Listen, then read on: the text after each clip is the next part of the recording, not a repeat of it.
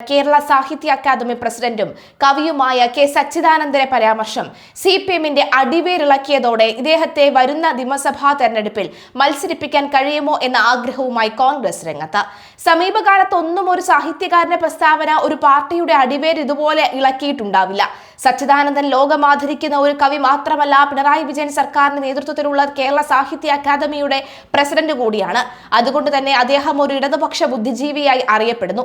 മലയാള മനോരമ ദിനപത്രത്തിന്റെ ഞായറാഴ്ച പതിപ്പിന് സച്ചിദാനന്ദൻ നൽകിയ അഭിമുഖമാണ് സാഹിത്യ, സാംസ്കാരിക, രാഷ്ട്രീയ മേഖലകളിൽ വൻ വിവാദത്തിന് തിരികൊളുത്തിയത്. ഒരു പരാമർശം കൊണ്ട് അത് അവസാനിക്കുമെന്ന് CPM കരുതി. എന്നാൽ സംഭവിച്ചത് മറ്റൊന്നാണ്. തുടർ ദിവസങ്ങളിൽ സച്ചിദാനന്ദൻ തന്റെ പ്രസ്താവനയിൽ ഉറച്ചു നിൽക്കുക മാത്രമല്ല, തകർത്തു മുന്നേറുകയും ചെയ്തു. തനിക്ക് നേരെ ഉണ്ടാകുന്ന സൈബർ ആക്രമണങ്ങളെ അദ്ദേഹം അതേ നാണയത്തിൽ തിരിച്ചടിച്ചു. അതേസമയം കേരളത്തിലെ ഏതെങ്കിലും നിയോജക മണ്ഡലത്തിൽ സ്ഥാനാർത്ഥിയാവുകയാണ് എങ്കിൽ കോൺഗ്രസ് 100 വട്ടം പിന്തുണയ്ക്കാൻ തയ്യാറാണ് എന്ന സൂചനയാണ് കോൺഗ്രസ് കമ്മിറ്റിയുടെ ഉന്നതങ്ങളിൽ നിന്നും മനസ്സിലാവുന്നത്. CPMനെ താറടിക്കാനുള്ള തീരുമാനത്തിന് CPMനെ മൂർച്ച കൂട്ടിയ ആയുധം ഉപയോഗിച്ച് കുത്തിമലർത്തിയതിനേക്കാൾ നല്ലതാണ് ഇത്തരം പ്രത്യാക്രമണങ്ങൾ എന്ന് പ്രതിപക്ഷ നേതാവ് VD സതീശൻ വിശ്വസിക്കുന്നു. കോൺഗ്രസ് നേതാക്കൾ സച്ചിദാനന്ദനുമായി ആശയവിനിമയം തുടങ്ങിയിട്ടുണ്ട്. തുടർഭരണവുമായി ബന്ധപ്പെട്ട പരാമർശത്തിൽ വിവാദം പുകയുന്നതിനിടയിൽ കവി സച്ചിദാനന്ദന്റെ പുതിയ ഫേസ്ബുക്ക് പോസ്റ്റും സമൂഹ മാധ്യമങ്ങളിൽ ചർച്ചയാകുന്നു. പുറത്തിറങ്ങാനിരിക്കുന്ന കൃതികളെ കുറിച്ചുള്ള പോസ്റ്റിന്റെ അവസാനം കുറച്ച് വരികളിലാണ് സച്ചിദാനന്ദൻ തന്റെ ജീവന് ഭീഷണിയുണ്ട് എന്ന സൂചന പോലും നൽകുന്നത്. പിന്നീട് ഈ ഭാഗം തിരുത്തുകയും ചെയ്തിട്ടുണ്ട്.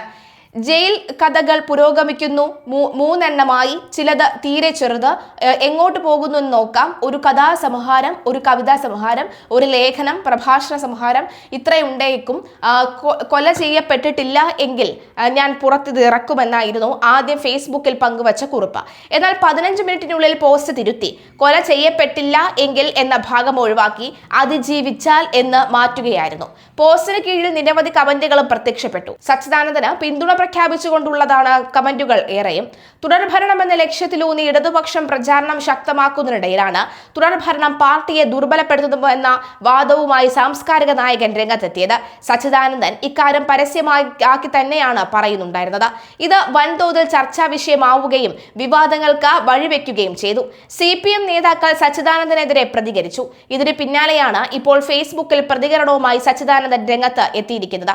തുടർഭരണം അപകടമെന്ന കേരള സാഹിത്യ അക്കാദമി അധ്യക്ഷൻ സച്ചിദാനന്ദന്റെ പ്രതികരണത്തിൽ ഇടത് സാംസ്കാരിക സൈബർ മേഖലയിൽ നിന്ന് കടുത്ത വിമർശനം ഉയർത്തുന്നതോടുകൂടി അദ്ദേഹത്തിന്റെ ഫേസ്ബുക്ക് കുറിപ്പാണ് വരുന്നത്. ജനാധിപത്യം സംബന്ധിച്ച് താൻ പറഞ്ഞതിന്റെ അർദ്ധതലങ്ങൾ എന്തെന്ന് മനസ്സിലാക്കാനുള്ള ശ്രമം പോലും വിഡ്ഢിസ് വർഗത്തിലിരിക്കുന്ന സൈബർ കൂട്ടങ്ങളുടെ ഭാഗത്തു നിന്ന് ഉണ്ടായില്ല എന്നാണ് അദ്ദേഹത്തിന്റെ വിമർശനം. ഈ കുഞ്ഞന്മാരുടെ, അതായത് ലില്ലിപുട്ട് ലോകത്തെ കുഞ്ഞന്മാരുടെ ശബ്ദ കോലാഹലങ്ങളിൽ താൻ പറയാൻ ശ്രമിച്ചതിന്റെ രാഷ്ട്രീയ മാനങ്ങൾ മാഞ്ഞ് വെറും കലഹങ്ങളായി ചുരുങ്ങിയെന്നും അദ്ദേഹം കുറിച്ചു.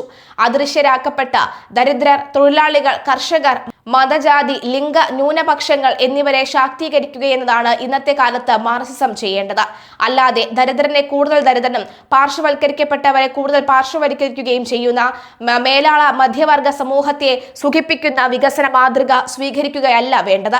തന്നെ വിമർശിക്കുന്നവർ തന്റെ രചനകളോ ജീവിതമോ അറിയാത്തവരാണ്. തൊഴിലാളികളുടെയും ആദിവാസികളുടെയും പ്രധാന സമരങ്ങളിലെ എന്റെ പങ്കാളിത്തമോ അടിയന്തരാവസ്ഥയുടെ കാലത്ത് 2 തവണ ചോദ്യം ചെയ്യപ്പെട്ടതോ അവർക്കറിയില്ല. ജീവിതത്തിൽ ഒരിക്കലും സ്ഥാനത്തിനോ പുരസ്കാരത്തിനോ വേണ്ടി കൈ നീട്ടിയിട്ടില്ല. നമ്മുടെ ഭരണഘടനാപരമായ അവകാശങ്ങളെ പോലും സംരക്ഷിക്കാൻ കഴിയാത്ത വിധം രാഷ്ട്രീയ പാർട്ടികൾ നടത്തിയ ആത്മഹത്യാരഹിതമായ ഒത്തുതീർപ്പുകൾ കണ്ടില്ല എന്നടിച്ച് അഭിപ്രായ പ്രകടനങ്ങൾ നടത്തുന്നവരെ കാണുമ്പോൾ ഇതൊക്കെയും പറയേണ്ടി വരുമെന്നും അദ്ദേഹം കുറിച്ചു.